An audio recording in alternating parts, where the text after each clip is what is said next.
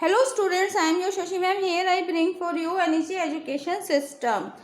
Students, हमारा topic चल रहा है sectors of Indian economy. Last class में हमने समझा था sectors of Indian economy on the basis of job. आज हम समझेंगे sectors of Indian economy on the basis of working condition. Working condition के अकॉर्डिंग हम इंडियन इकोनॉमी को दो हिस्सों में बांट सकते हैं। एक है ऑर्गेनाइज सेक्टर और दूसरा है अनऑर्गेनाइज सेक्टर।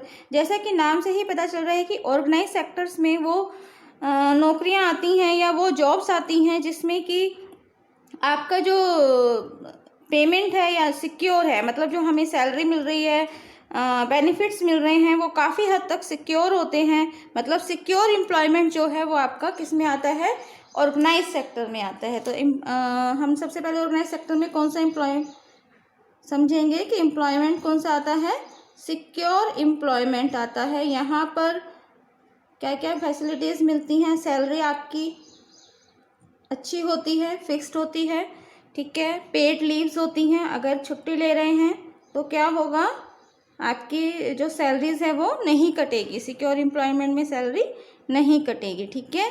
उसके बाद यहाँ पर आपको मेडिकल की फैसिलिटीज़ मिलती हैं और भी अदर बेनिफिट्स होते हैं। जैसे गवर्नमेंट सेक्टर में जो लोग काम कर रहे हैं, जैसे गवर्नमेंट एम्प्लॉयज़ हैं, इनको महंगाई भत्ता ये सब भी मिलता है। तो ऑर्गेनाइज सेक्टर्स में कौन आते हैं, गवर्नमेंट एम्प्लॉयज़ आते हैं और रजिस्टर्ड बिजनेस एम्प्लॉयज़, मतलब जो कंपनीज रजिस्टर्ड है वहाँ पर जो वर्कर्स परमानेंट हैं, जो एम्प्लॉय परमानेंट हैं, जिनको की सैलरी फिक्स है, पेड लीव्स मिल रही हैं, मेडिकल फैसिलिटीज़ मिल रही हैं, पीएफ की फैसिलिटी है, वो सब किस में आते हैं, ऑर्गेनाइज सेक्टर्स में आते हैं, ठीक है। तो ये हो सकता है कि एक ही उसमें काम करने वाले लोग, जैसे कंस्ट्रक्शन कंपनीज़ हैं, कंस्ट्रक्शन कंपनीज़ में जो लोग जिनकी फिक्स सैलरी है, जो हायर लेवल पे लोग काम कर रहे हैं, वो हमारे किस में आएंगे, ऑर्गेनाइज सेक्टर में आ जाएंगे। और जो नीचे वर्कर्स हैं वो किस में आ जाएंगे, वो एम्प्लॉयज़ या वो वर्कर जिनको जो पेमेंट होती है वो डेली वेजेस पर होती है, जिनकी जो सैलरी है वो फिक्स नहीं है, वो किस में आ जाएंगे, अनऑर्गेनाइज सेक्टर में आ जाएंगे, ठीक है। तो अनऑर्गेनाइज सेक्टर्स में कौन आते हैं, अनऑर्गेनाइज सेक्टर में वो है जो अपना छोटा मोटा काम कर रहे हैं, जिनकी सैलरी फिक्स नहीं है, जिनको क्या मिलता है, मतलब पेड लीव्स नहीं है, अगर वो छुट्टी लेते हैं तो उनके जो सैलरी से पेमेंट है वो कट हो जाता है, ठीक है। तो अनऑर्गेनाइज सेक्टर में कौन है, शॉपकीपर्स हैं, फार्मर्स हैं, डोमेस्टिक वर्कर्स हैं, कंस्ट्रक्शन कंपनीज़ हैं, सेल्फ एम्प्लॉयड हैं, ठीक है। सेल्फ एम्प्लॉयड में ये जो छोटे मोटे हम बिजनेस करते हैं वो लोग आ जाते हैं, या छोटा आपने देखा होगा कि आपकी गली मोहल्ले में कोचिंग सेंटर चलते हैं छोटे छोटे, तो वो सब किस में आ जाते हैं, सेल्फ एम्प्लॉयड में आ जाते हैं। मतलब जो अपना छोटा मोटा काम कर रहे हैं और उससे उनकी जो इनकम आ रही है वो सब किस में आएंगे, सेल्फ एम्प्लॉयड में आएंगे, ठीक है। तो यहाँ पर हम इंडियन इकोनॉमी को दो हिस्सों में बांट सकते हैं, ऑर्गेनाइज सेक्टर और अनऑर्गेनाइज सेक्टर। हमारी इंडियन इकोनॉमी में जो अनऑर्गेनाइज सेक्टर में काम करने वाले लोग हैं,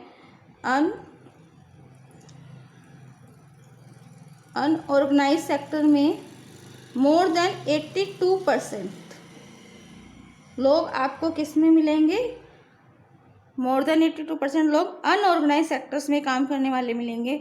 बहुत कम परसेंटेज हमारे जो वर्क फोर्स है, मतलब इंडिया में जो काम करने वाले लोग हैं, उनका जो बहुत कम परसेंटेज है वो आज की डेट में ऑर्गेनाइज सेक्टर में काम करता है, और एक बहुत बड़ा हिस्सा 82% से ज़्यादा का हिस्सा जो है वो किस में काम करता है, अनऑर्गेनाइज सेक्टर्स में काम करता है। तो ठीक है, आपको ये समझ में आया होगा कि ऑर्गेनाइज सेक्टर और अनऑर्गेनाइज सेक्टर में क्या डिफरेंस है। बेसिकली सबसे मेन डिफरेंस यही है कि जो हमारी इनकम है वो ऑर्गेनाइज सेक्टर में काफ़ी हद तक सिक्योर होती है, और अनऑर्गेनाइज सेक्टर में काफ़ी हद तक हमारी जो इनकम है वो सिक्योर नहीं होती है।